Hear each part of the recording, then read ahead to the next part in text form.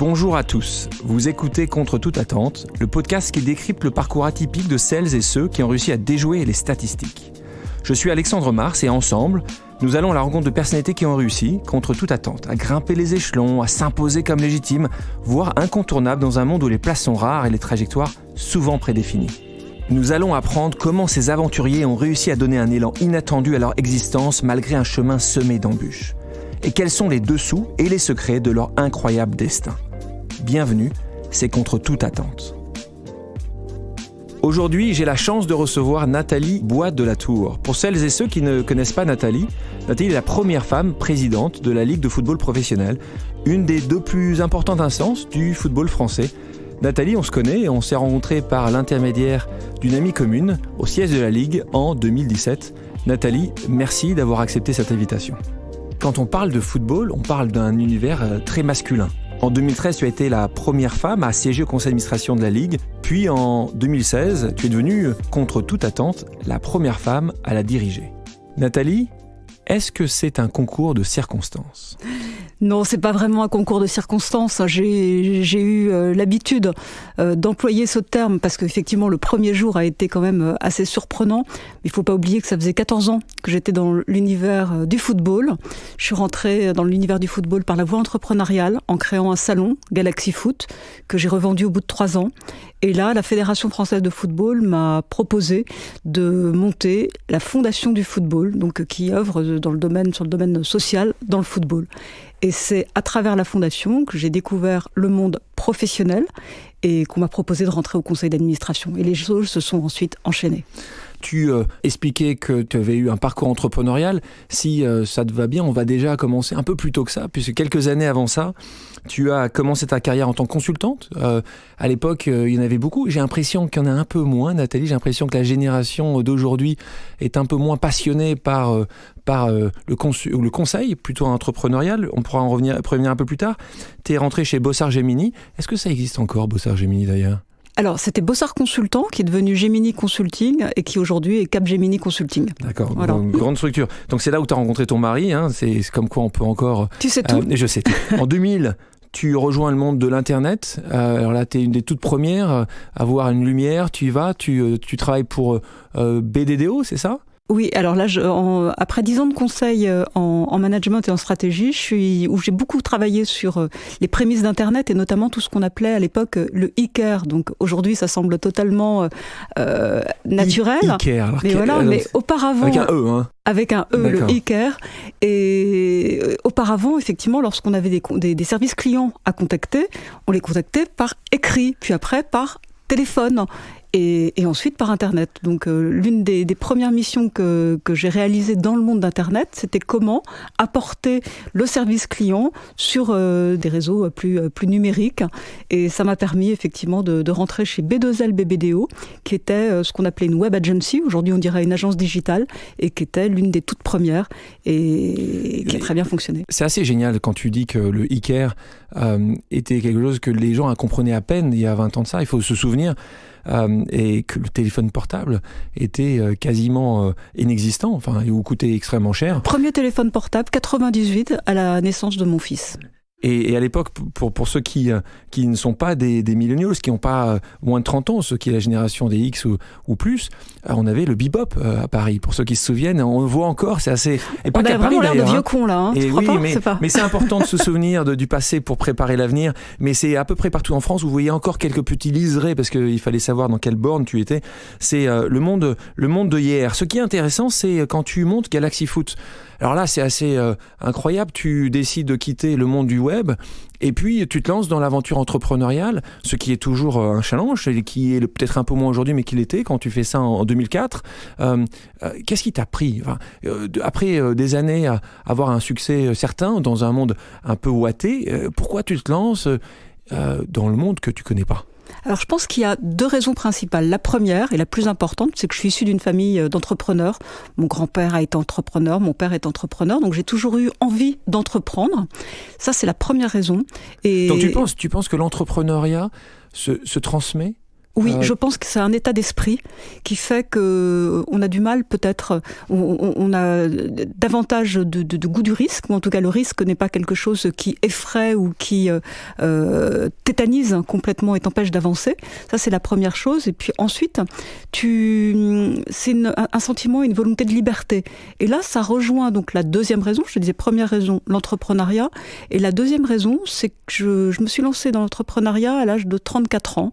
J'avais un petit garçon de 6 ans donc à l'époque, et j'ai commencé à être confrontée à la difficulté pour une femme de devoir gérer à la fois donc une vie professionnelle plus que dense, contrainte par les exigences des professionnels quotidiennes qu'on avait et mises en place par des entreprises, et une certaine liberté. Donc j'ai recherché une certaine liberté pour pouvoir mieux équilibrer vie professionnelle et vie familiale. Et là, la voie de l'entrepreneuriat me semblait être une réponse. Je me disais, j'ai plus de chef direct, j'ai plus de contraintes de temps en temps qu'on trouve débiles, parce qu'il faut quand même se raconter les choses de façon très claire. On n'est pas toujours d'accord avec les contraintes imposées par son management. Donc j'ai voulu rechercher cette liberté. Et la voie entrepreneuriale me semblait être une possibilité, une voie en tout cas. Alors là, j'ai adoré vraiment cette expérience de 3-4 ans. J'espère qu'elle se renouvellera parce que j'ai trouvé que c'était une expérience formidable. En revanche, finalement, le champ des contraintes, on a d'autres contraintes, mais on doit toujours faire avec des contraintes. C'est assez rare d'avoir cette liberté totale. Enfin, je pense que beaucoup de gens la cherchent, beaucoup d'auditeurs la cherchent. C'est comment on peut arriver à cette liberté. Il faut savoir que être un entrepreneur, tu as aussi des charges. Et il faut que tu vendes ton produit, il faut que tu puisses convaincre des gens. Donc, c'est pas uniquement cette liberté-là totale, parce qu'elle n'existe pas. Elle existe assez rarement. La liberté n'existe pas, parce qu'on dépend d'un marché. Donc, il y a le marché ou il n'y a pas le marché. On a des salaires à sortir quand même tous les mois. Donc, il y a une notion de responsabilité qui est beaucoup plus importante, même qu'en entreprise, où l'entreprise a certes peut-être des inconvénients, mais a aussi de nombreux avantages. Revenons sur cette Galaxy Foot. Tu le dis que le foot n'est pas le sport que tu connaissais le mieux, certainement pas en 2004, en tout cas, que rien ne te destinait vraiment à ce sport. Mais comment on s'impose comme légitime quand tu dis moi je suis nouvelle. Pour continuer, moi je sais que dans ce que je peux essayer de faire, j'essaie de rester dans un périmètre où je vais rapidement avoir les codes, je connais, je vais être assez bon et je vais jamais sortir de ce périmètre-là. Alors, est-ce que c'était un petit peu de naïveté de ta part en disant c'est facile, je peux y arriver parce que j'ai bien réussi avant, ou comment les gens t'ont accepté, et que tu comprendras bien que la question sera la même quand tu as été président de la Ligue, comment les gens peuvent t'accepter, et certainement encore plus dans une difficulté plus importante quand tu n'es pas un homme. Alors, si on revient sur déjà le pourquoi effectivement du football et de mon arrivée dans le football, il ne faut pas oublier donc que j'avais fait 10 ans de conseil, et dans le conseil, on est habitué à ouvrir des portes. On doit rapidement faire preuve de valeur ajoutée dans des secteurs qu'on ne connaît pas. Et donc c'est plus un état d'esprit, une certaine rigueur, compétence, etc. qu'on met à disposition du client. Donc effectivement, ne pas connaître un secteur, puisque je suis d'une génération où les petites filles jouaient pas au foot. Donc forcément, je regardais du foot, j'aimais le foot, j'ai grandi à la campagne, mais le foot, c'était mes copains qui jouaient au foot. Donc on allait les voir autour d'un terrain, et c'est comme ça que je connaissais le foot, je l'ai jamais pratiqué. Donc ne pas connaître le foot en tant que tel ne me posait pas de difficulté, puisque je me disais, il n'y a pas de problème, si jamais je travaille, en une année, je suis capable de comprendre un secteur. Et l'avantage du salon, ça c'est important, c'est que le salon, ça fédère un écosystème. Donc un salon, c'est assez formidable, parce que tu dois très vite comprendre toutes les composantes et tous les acteurs du secteur. Donc ça, c'est vraiment quelque chose que je savais faire. Quand tu fais un salon, tu dois évidemment voir tous les partenaires, tous les prestataires de cette économie, de cette industrie. Comment ils t'ont vu arriver ? Est-ce que tu as des exemples qui t'ont maltraité, qui t'ont pas répondu, ou que juste parce que t'étais pimpante, ils étaient contents de voir qu'il y avait un petit peu d'autre chose, un peu plus de fraîcheur dans ce monde ? Je pense que c'est là-dessus, il n'y a pas eu de difficulté particulière. Il y a eu la difficulté liée à la création d'entreprises. On arrivait avec un projet qui était innovant, ce salon, puisqu'on vendait non pas des mètres carrés, mais des concepts marketing. Donc c'est vrai que c'était très intéressant pour nos clients potentiels, nos prospects, de voir cette démarche-là. Donc ils ont adhéré à la démarche. Il faut savoir que ce salon, on a toujours on n'a jamais perdu d'argent, on a plutôt bien gagné notre vie aussi avec ce salon. Et ça, c'était aussi une gageure, parce qu'un salon, on dit traditionnellement qu'il faut 3 ans pour pouvoir l'imposer. Et là, en 1 an, c'était un salon incontournable où on a réussi à fédérer plus de 120 personnes. Pourquoi il n'existe plus ? Alors, il n'existe plus parce qu'un salon, c'est un boulot essentiellement commercial qui se tient sur 18 mois, et que là, je pense que les entreprises, parce que c'est 2 sociétés qui l'ont racheté, ne l'ont peut-être pas considéré de la sorte. Donc, un salon, c'est une mayonnaise à faire monter. Pour les entrepreneurs qui nous écoutent aujourd'hui, en fait, il y a peut-être s'ils aiment le foot, il y a peut-être un business à monter dans les salons sur le football, qui sait, puisque tu l'as fait il y a 15 ans, j'ai l'impression que le monde du football ne s'est pas éteint, continue à se développer avec beaucoup de succès. Donc peut-être qu'il y a quelque chose à faire. Continuons sur ton parcours. Moi, il y a quelque chose que j'ai beaucoup apprécié dans une interview que tu as donnée au magazine M. Je te disais, et je te cite, on parle toujours de la violence du monde politique. Celui du football n'est pas mal non plus. Alors, on est assez clair sur la violence du monde politique. La monde du football, peut-être qu'on connaît un peu moins bien. En tout cas, elle est un peu moins visible. Comment tu définis cette violence-là ? Alors, pour moi, le football, dans les instances, il y a énormément de politique, effectivement, et d'argent. Donc, c'est un secteur, le football professionnel, où il y a beaucoup de montants. Il ne faut pas oublier également que cette violence, elle est liée, enfin violence entre guillemets, bien sûr, parce qu'elle est toujours quand même bien contrôlée, voilà. Mais cette violence, elle est essentiellement liée au fait qu'il ne faut pas oublier qu'on est dans un secteur où chaque semaine, nos clubs sont en concurrence. Chaque semaine. Donc on gère 800 matchs par an. Donc c'est énorme, c'est le premier spectacle vivant en France, c'est le football, 800 matchs par an, avec un feuilleton composé de 38 journées et de 20 clubs pour la Ligue 1 et 20 clubs pour la Ligue 2 qui sont en compétition chaque semaine. Donc effectivement, il y a une espèce de tension sur le terrain qui rejaillit forcément dans les instances et entre les présidents. Ensuite, c'est aussi un monde d'hommes, c'est un monde avec beaucoup d'ego, avec des personnalités qui ont formidablement réussi souvent dans leur secteur professionnel. Et puis, on arrive à la Ligue, on est 25 dans le conseil d'administration, et puis chacun a une voix, qu'on soit un gros club ou un petit club. Donc, de temps en temps, effectivement, il peut y avoir des difficultés pour pouvoir équilibrer tout ça. À la même voix, à 5 voix, à une voix qui compte double ou t'es... Non, la même voix que l'ensemble des 25 membres du conseil d'administration, sauf en cas d'égalité où ma voix dans ce cas-là compte double. Ah, ça voilà. C'est chouette. Ça, c'est jamais arrivé. C'est jamais arrivé encore. Combien de femmes dans le conseil d'administration aujourd'hui ? Je suis la seule femme. Et là, il faut y remédier. Effectivement, il faut faire en sorte qu'il y ait davantage de femmes qui rentrent dans le conseil d'administration. Ça, je représente, aujourd'hui, on est à 4% donc, de femmes dans le conseil d'administration. Dans l'ensemble des instances sportives, 32% dans les conseils d'administration. Et puis bon, après, on a la fameuse loi Copé-Zimmermann. Exactement. Quand tu prends la loi qui a été passée en 2011... c'est 40%. Donc en effet, quand tu dis c'est un euphémisme, qu'il y a peut-être à remédier. Tu as une phrase aussi que je trouve dingue et dingue dans le côté génial. Tu dis la compétence n'a pas de genre. Voilà. La compétence n'a pas de genre. Exactement. C'est une phrase importante. C'est une phrase essentielle. Et quand tu dis ça, et tu le sais parce que c'est une question et une discussion qu'on a souvent, est-ce que tu te considères féministe ?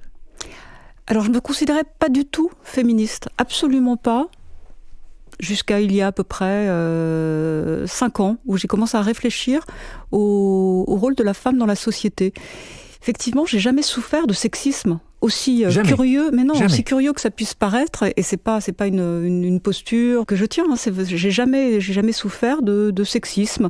J'étais dans des univers professionnels qui étaient des univers durs, mais qui étaient des univers durs pour les femmes et pour les hommes. Donc c'était pas quelque chose auquel je réfléchissais ou en tout cas qui m'incitait à être pro-quota ou ce genre de choses.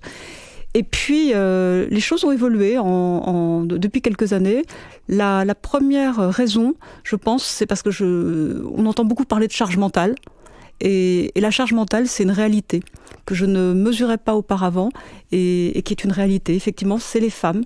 Ça reste quand même en majorité les femmes qui s'occupent de la famille, du bien-être de la famille, du tube de colle à acheter pour le gamin qui te le demande de la veille au soir jusqu'au lendemain, donc pour les vêtements, les inscriptions dans les activités. Donc là, je pense qu'il y a beaucoup de femmes qui se reconnaîtront là-dedans. Et donc, on doit gérer, à la fois en tant que femme, des obligations professionnelles et des obligations familiales. Et on se sent perpétuellement déchiré entre ces deux types d'obligations, avec une impression de toujours mal faire. Et je pense que le fameux plafond de verre dont on parle, c'est ça, c'est juste à un moment l'incapacité des femmes à se dire comment je vais pouvoir tout gérer. Ce qu'un homme peut-être se pose beaucoup moins parce qu'il est beaucoup moins investi. Alors, je ne pense pas que ce soit vrai avec la nouvelle génération, mais moi je parle de la génération des 50 ans et plus, se posait pas la question. Il se pose juste pas la question. Donc ça, cette espèce de charge mentale avec ce tiraillement sans cesse entre vie personnelle et vie professionnelle fait que je me suis dit c'est injuste, effectivement, et pourquoi les hommes ne portent pas la même charge mentale que les femmes. Donc ça a développé un côté non pas féministe, mais où je me dis que la société doit encore évoluer sur ce plan-là. C'est le premier point. Le deuxième point, ça a été mon arrivée à la présidence de la Ligue. Tant qu'on est numéro 2, globalement, il n'y a pas de difficulté pour les femmes. Parce qu'il y a une espèce de bienveillance. Alors, on appelle ça de temps en temps la misogynie bienveillante envers le numéro 2, avec la petite Nathalie. Voilà, on va l'aider. Lorsqu'on arrive numéro 1, donc en tant que présidente, le regard change. Et on se rend compte que les codes changent.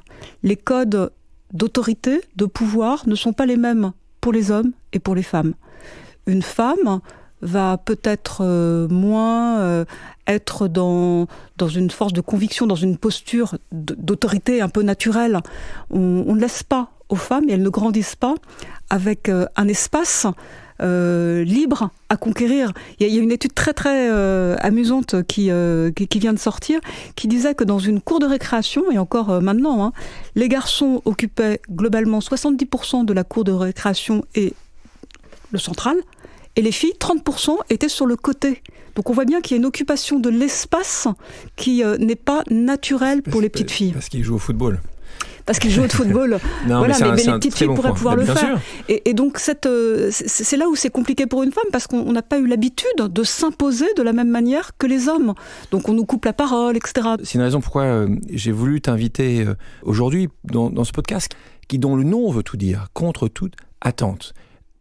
Quand je suis venu te voir la première fois à la Ligue, quand j'ai ouvert la porte, je me suis dit, ça aurait dû être Marc, Charles, Roger en face de moi. Et quand je t'ai vu sortir de là, je me suis dit, c'est génial parce que c'est un message qui est donné dans certainement un des milieux les plus machos qui existent. Et encore une fois, c'est comme ça. Et Alors, le foot n'est pas tellement macho. Quand on prend d'autres univers sportifs... Il y a beaucoup de femmes, mais dans les stades, encore, tu vois aujourd'hui plutôt des hommes, dans les fans, dans les copes. Encore une fois, il y a un travail considérable à faire. Tu vas dire que le football, c'est déjà bien mieux que d'autres secteurs. Ce qui est intéressant, c'est le travail qui est fait en particulier par la fédération, justement pour le football féminin, qui aujourd'hui est en train de se développer. Tu parlais de cette étude tout à l'heure. Quand tu fais une équipe de sport au primaire, pourquoi est-ce que c'est toujours le garçon qui est le capitaine ? C'est vrai, c'est une bonne question. Et ça, si on ne change pas des choses de ce type-là, c'est vrai que ce sera un peu plus compliqué. Tu parlais tout à l'heure de ce changement.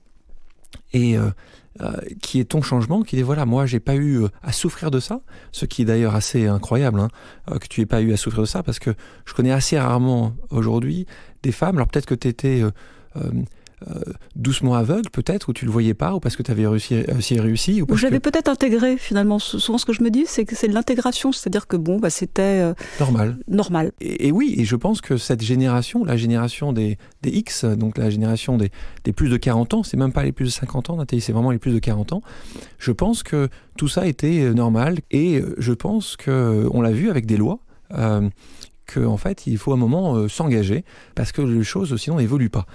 Comme tu l'évoquais au préalable, on parlait des quotas. Je suppose donc il y a 15 ans, tu n'étais pas forcément pour les quotas qui sont les quotas femmes-hommes. Le fait que dans la société d'aujourd'hui, il va falloir qu'on impose plutôt qu'on attende. Est-ce qu'aujourd'hui, tu le serais plus, tu me parlais depuis 5 ans, tu es un peu plus féministe. Est-ce que tu es plus aujourd'hui pour ces quotas femmes-hommes que le fait qu'une vraie parité s'installe ? J'ai un discours, j'ai un point de vue contrasté sur le domaine. Je suis à la fois pour, dans certains secteurs, où il peut y avoir des femmes concernées, engagées, etc. Et donc, si ça doit permettre de faire changer les choses, il faut y aller. Et puis, il y a d'autres secteurs, et je le vois par exemple sur le football, où ça serait contre-productif de mettre en place des quotas. Pourquoi ? Parce qu'il y a beaucoup de femmes, aujourd'hui, qui ne se voient pas dans le football. Donc, ça ne sert à rien de mettre des quotas s'il n'y a pas, à la base, une volonté de comprendre pourquoi on a besoin de femmes et quel peut être le rôle des femmes dans ce secteur-là. On prenait le cas du conseil d'administration de la Ligue. Aujourd'hui, on réfléchit à regarder comment féminiser ce conseil d'administration. Il n'y a pas beaucoup de candidates qui arrivent naturellement. Alors, il y en a, bien entendu, et c'est à nous de faire en sorte que ce soit celle-ci qui se présente. Mais il n'y en a pas tant que ça. Donc, je pense que le travail doit se prendre à la base. Et la base, c'est effectivement ce que fait la Fédération très bien sous l'égide de Noël Le Graët. C'est déjà de développer la pratique du football féminin pour que les petites filles aient envie de jouer au foot. Une fois qu'elles auront envie de jouer au foot, naturellement, elles vont rentrer dans des métiers liés au foot. Et entraîneurs, joueurs, dirigeants du monde du football. Et à partir de ce moment-là, naturellement, on les retrouvera dans les instances. Mais ça ne sert à rien non plus de précipiter les choses. Ça peut être contre-productif d'imposer des femmes qui n'en ont pas forcément l'envie ou les compétences parce qu'elles ne connaissent pas le secteur. Voilà, donc c'est là où je dis quota oui, mais attention. Je pense qu'il y a un certain nombre de femmes qui ont les compétences requises pour certains domaines, et je connais un certain nombre de femmes exceptionnelles qui adorent le foot ou qui pourraient peut-être apporter quelque chose. Je comprends qu'il y en a peut-être moins en nombre, et c'est vrai que le développement de sport féminin est quelque chose d'assez essentiel. Dans la continuité de ces quotas, pour continuer à te poser des questions sur ton monde aujourd'hui au quotidien, si on parle des minorités visibles, alors ça m'amuse toujours parce que parfois quand je parle de minorités visibles, les gens me disent oui, avec les femmes. Non, ce n'est pas une minorité visible. Quand on parle de minorité visible, comme tu le sais, c'est minorité de couleur, qu'on appelle ethnique aux États-Unis. De la même manière, est-ce que déjà dans ton conseil d'administration, est-ce qu'il y a une minorité visible ou est-ce que la minorité n'existe pas ? C'est un sujet chez toi ? C'est la diversité. Moi, j'aime bien parler de diversité, mais la diversité est essentielle. Et effectivement, nous devons travailler pour qu'il y ait davantage de diversité. Aujourd'hui, nous sommes dans un monde qui est peut-être trop linéaire, hein, mais on voit que les choses sont en train de changer. Les choses sont en train de changer parce qu'elles changent à la base. Et là, je reviens sur la discussion qu'on avait sur les femmes. Toujours la même chose. Pour moi, là, on est sur du temps long ou moyennement long. On est sur 10 ans. Et c'est tout le travail qui est mené aujourd'hui à la base, dans les clubs de foot, dans la société, donc de façon très culturelle, qui change. On le voit au niveau d'autres secteurs, sur l'entrepreneuriat, etc. Les minorités visibles, telles que tu les appelles, apparaissent, ce qui n'était absolument pas le cas il y a 20 ou 30 ans en arrière, quand j'ai commencé à travailler. Donc, on sent que la dynamique est enclenchée. Elle n'est pas encore suffisamment rapide. On n'a peut-être pas atteint le rythme de croisière dans lequel on devrait être, mais on est sur la bonne voie. Et donc, pour répondre à la question diversité dans le conseil d'administration de la Ligue, il n'y en a pas. Aujourd'hui, il n'y en a pas. Merci Nathalie pour ta transparence et espérons que ça changera dans les prochaines années. Revenons sur ton parcours, Nathalie. En 2008, donc, tu participes au lancement du Fonds d'action du football, qui, je le rappelle, est un fonds de dotation du football français qui a pour but de promouvoir une vision citoyenne du football. Alors, ça va évidemment intéresser nos auditeurs de comprendre ce que toi, tu mets sous ces termes qui sont des beaux termes annoncés, mais qu'est-ce que ça veut dire réellement aujourd'hui pour la Ligue, cette vision citoyenne du football ? Par ailleurs, au sein de la Ligue, vous avez développé des programmes RSE notamment le programme Révélons nos talents. Tu nous l'expliqueras certainement plus dans les détails, mais rapidement, le programme Révélons nos talents est un programme unique dans le monde. La Ligue s'engage à donner 100 € chaque fois qu'il y a un but qui est marqué en Ligue 1 ou en Ligue 2. Et pourquoi ? Cet argent va aller aider ces jeunes décrocheurs à être formés au métier du numérique. Alors la question, et tu l'as vu arriver Nathalie, est-il essentiel pour toi de retrouver un sens social dans le football français ? Et est-ce que c'est crucial dans un monde où les salaires, les transferts sont de plus en plus importants, de rester connecté avec ceux qui regardent les matchs au quotidien, ceux qui ont un intérêt, une passion pour le sport numéro 1 en France ? Alors le football est unique. Il est vraiment unique parce qu'il est au croisement de nombreuses dimensions. Une dimension bien sûr sportive, donc avec la pratique d'un jeu simple, avec des règles du jeu simples, et qui est le sport le plus populaire de la planète. Ça, c'est bien sûr évident, et c'est le point numéro 1. Également, les enjeux économiques autour du football qui sont énormes. Aujourd'hui, ça devient une industrie. Qu'on aime ou pas cette terminologie, c'est la réalité. C'est un secteur économique extrêmement important dans la société française et ailleurs. Mais également médiatique. Le football, c'est 10% de l'espace médiatique. Donc il n'y a rien véritablement de comparable. Et le dernier point, qui pour moi est crucial, sociétal. Le football unit, le football rassemble. Le football, c'est le 3e lieu de sociabilisation pour les jeunes, après bien sûr la famille et l'école. Donc c'est quelque chose d'absolument unique et exceptionnel. Et cette dimension sociale du football, moi c'est ce qui me touche tout particulièrement et qui fait que l'image du football, je trouve, n'est pas suffisamment valorisée à sa juste valeur parce qu'elle est exceptionnelle. Il y a rien comme le football qui permet de faire en sorte que des jeunes gamins se retrouvent chaque semaine à jouer donc dans des stades. Lorsqu'on voit le succès de cette Coupe du Monde, avec l'effervescence, la ferveur populaire qu'il y a pu avoir autour de notre équipe de France championne du monde, il n'y a rien de comparable. Il n'y a absolument rien de comparable. Et ça, il n'y a que le football pour le donner. Donc c'est un vecteur d'émotion essentiel. Je pense que la société se porte mieux avec le football que sans. Donc, bien que certains contestent cette idée, mais moi j'en suis véritablement convaincue.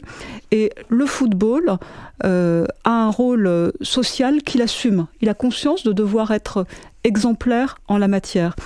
Il n'a pas attendu le Fondation du football ou la Ligue pour pouvoir lancer des programmes d'action. Il faut savoir quand même qu'au niveau de nos clubs de foot professionnels, il y a plus de 3000 actions sociales qui sont mises en place chaque année. Il y a plus d'1 million de personnes qui sont touchées. Le football reverse à la société sur des actions sociales 72 millions d'euros chaque année. Il n'y a aucun secteur économique qui donne autant à la société. Ça, c'est malheureusement trop peu connu et perçu. Et donc, il me semblait naturel, et il me semble toujours naturel, de construire et de réfléchir à des projets, à des opérations qui peuvent aller plus loin. Et je pense que c'est un point important que tu soulignes. On est dans une culture assez judéo-chrétienne en Europe, et pas qu'en France, où quand les gens font, ils ne veulent pas tellement communiquer dessus. Donc ce que je peux que conseiller, puisqu'on l'a déjà dit à un nombreux clubs, quand vous faites des choses, et alors les gens pourront toujours dire c'est pas assez, 62 millions versus, mais c'est déjà un pas, c'est déjà un acte. C'est 4% du chiffre d'affaires du football professionnel. Mon point, c'est que les gens ne le savent pas. Et c'est ça qui est quand même incroyable, c'est que pour avoir passé un peu de temps sur ces sujets-là, il y a tout un tas de choses qui se font. Ça va du joueur qui va acheter des jouets pour des gamins. Exceptionnel Kylian Mbappé, alors on est nombreux à dire ça, certains pour les 4, 5, 12 buts qu'il peut marquer dans un match. Il n'empêche qu'il a fait quelque chose d'exceptionnel pendant la Coupe du Monde. Tu citais la Coupe du Monde, et vous le savez certainement tous les auditeurs, mais c'est important de remettre en avant les choses exceptionnelles faites par des gens qui sont parfois assez incroyables. Il a décidé de donner. l'ensemble de ses primes. Alors vous allez me dire, en fait, il gagne 10 ou 12 ou 15 millions, mais ce n'est pas le sujet. Beaucoup de joueurs de l'équipe de France le font, et c'est vrai que c'est pas, donc moi, pas connu. J'aimerais bien avoir la liste de ceux qui font, et surtout la liste de ceux qui ne font pas. Parce que comme ça, il faut voir un chose, c'est qu'il a décidé de faire ça. Moi, c'est la première fois que j'ai entendu ça. J'ai regardé dans les autres pays, je ne l'ai jamais vu. Et ce qui se dit, c'est que c'est sa maman qui a poussé ça en disant, tu as déjà beaucoup. Qu'en effet, quand des choses comme ça existent, on l'a vu aussi, tu les connais bien, parce qu'il y avait un mouvement qui s'était lancé pour dire est-ce que les joueurs peuvent donner 1% sur leur salaire. Il y en a quelques-uns qui ont commencé à le faire. Ce qu'on veut dire par là, c'est qu'il y a tout un tas d'outils, d'idées à voir. L'idée qui a germé dans ces discussions et dans ton esprit également, Nathalie, c'est ce modèle de dire chaque fois qu'il y a un but, il y a de l'argent qui va partir à des causes importantes. Oui, c'est ce qui était important dans Révélons nos talents et donc dans le dispositif qu'on a mis en place, où le dispositif est très simple, tu l'as rappelé, c'est pour chaque but marqué dans les championnats, 100 € sont reversés. Et sont reversés à une association qui s'appelle Simplon, donc qui forme au métier du numérique des jeunes éloignés de l'emploi. Et ce qui est important avec cette opération, c'est la récurrence. C'est de trouver le marqueur de notre sport. Et là, je vais employer le terme encore d'industrie, mais c'est de trouver le marqueur de chaque industrie pour pouvoir créer de la récurrence. Nous, c'est le but. C'est le but qui, à un moment, est l'apothéose d'un match. Donc, pour chaque but marqué, 100 € versés. C'est la somme dans une année, selon toi 200 000 €. Vraiment, il faut qu'on soit prolifique, et j'incite donc nos championnats et nos joueurs à marquer un maximum de buts. Alors, ça fait 200 000 €. On peut se dire, c'est beaucoup ou c'est pas beaucoup. Certes, on pourrait faire mieux, mais ce qui est important, c'est déjà de mettre en place ce dispositif et de voir après comment aller plus loin. Ouais, soyons positifs, parce que, ça n'a jamais été vu ailleurs. Alors, il y a des exemples où parfois, aux États-Unis, quand tu marques des 3 points, mais sur un match, sur un moment, sur un touchdown en football américain. Mais il n'y a jamais aucune ligue aujourd'hui qui a décidé que c'était quelque chose qui allait être institutionnalisé. Institutionnalisé, et c'est important pour les auditeurs, c'est que c'est une norme. C'est que la capacité d'avoir un plaisir, je te rappelle que parfois quand c'est ton équipe qui encaisse un but, c'est moins un plaisir, dont l'apothéose est négative, mais il n'empêche que tu sais qu'il y a quelque chose de positif va se passer avec ça.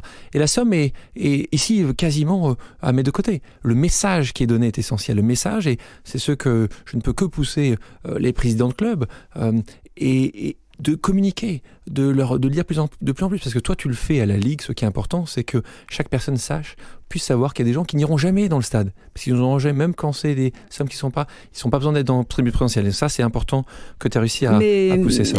Là, je tiens à remercier l'ensemble des présidents de club, puisque c'est le conseil d'administration à l'unanimité et l'assemblée générale à l'unanimité qui a accepté de mettre en place ce programme, sachant qu'ils font aussi beaucoup de choses.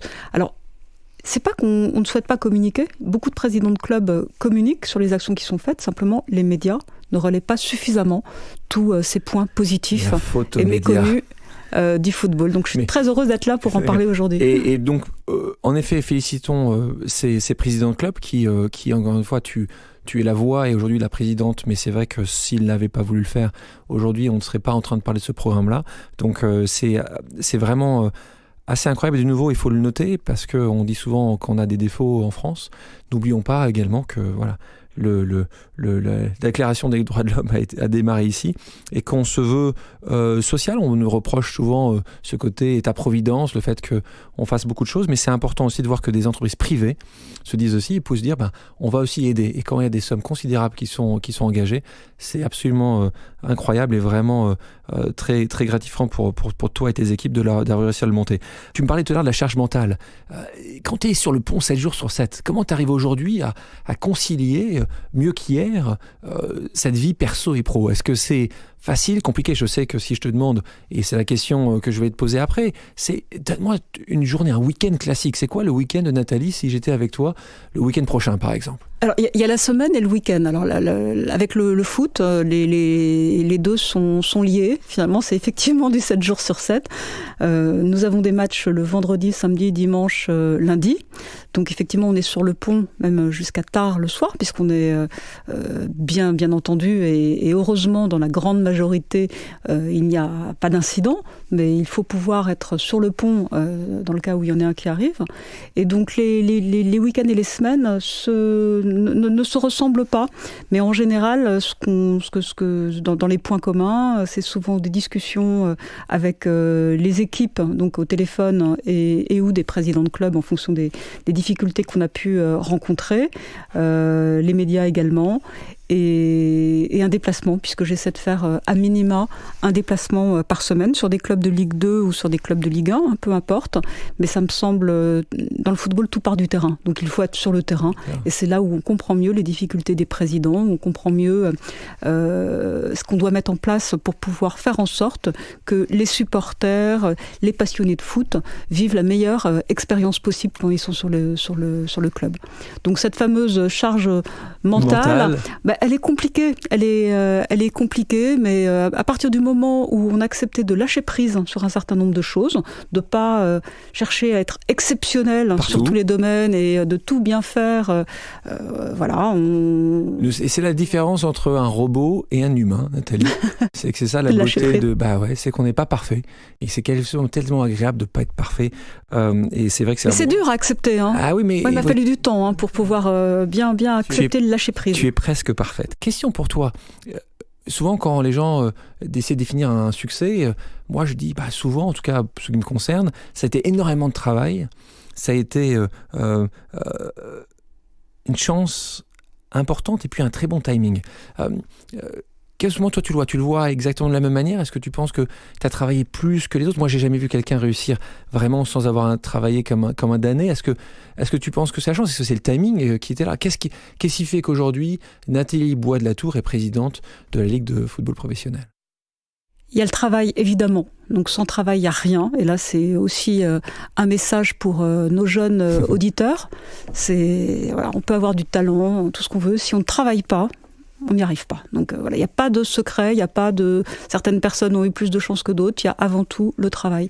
Et puis ensuite, moi j'ai pas eu l'impression d'avoir du succès, c'est-à-dire que je suis là aujourd'hui, mais je me considère pas comme quelqu'un qui a fait quelque chose d'exceptionnel.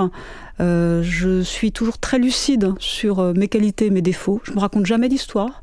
Je pense que c'est important aussi de ne pas se raconter d'histoire. Et... je dirais que c'est plutôt les rencontres et le projet.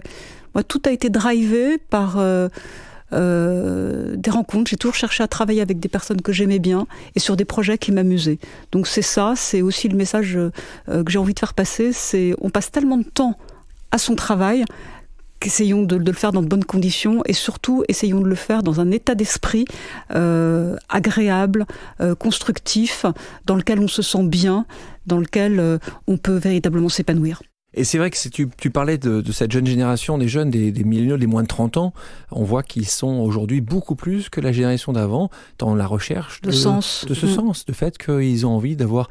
Évidemment, de travailler, évidemment, d'arriver à leur succès. Et quand on parle de succès, c'est intéressant, et merci de ton humilité pour le dire. Le succès est plus défini de la même manière qu'il y a 20 ans ou 30 ans, où c'était uniquement un nombre de zéros dans ton compte en banque. Petit quiz pour toi. Quelques questions et pas de joker. Hein. Donc, des questions simples, tu vas voir. Donc, en gros, je te pose 2 questions. Tu me dis, si tu veux m'expliquer pourquoi, tu choisirais l'un ou l'autre. Okay. Ramener à la coupe à la maison ou à Will Survive? Ramener à la maison ou à Will Survive? En 2018 ou 1998? Ramener la coupe à la maison. Ramener la coupe à la maison. Donc, attaquant... Ça a été formidable. Donc, attaquant ou défenseur? Attaquant. D'accord. Talon ou basket? Le week-end, par exemple, quand tu vas dans les stades, sur le terrain. Tu dis talent ou basket? Talent. Ouais, talent. Hashtag MeToo ou hashtag balance ton porc? MeToo. Je suis terminé avec j'en ai plein de questions, mais je vais pas passer des trucs. C'est plutôt Mbappé ou Griezmann? J'ai un faible pour Mbappé. Je le suis depuis déjà de plusieurs années. Je le trouve exceptionnel dans tout ce qu'il fait. Griezmann aussi, hein, bien entendu. Mais Mbappé...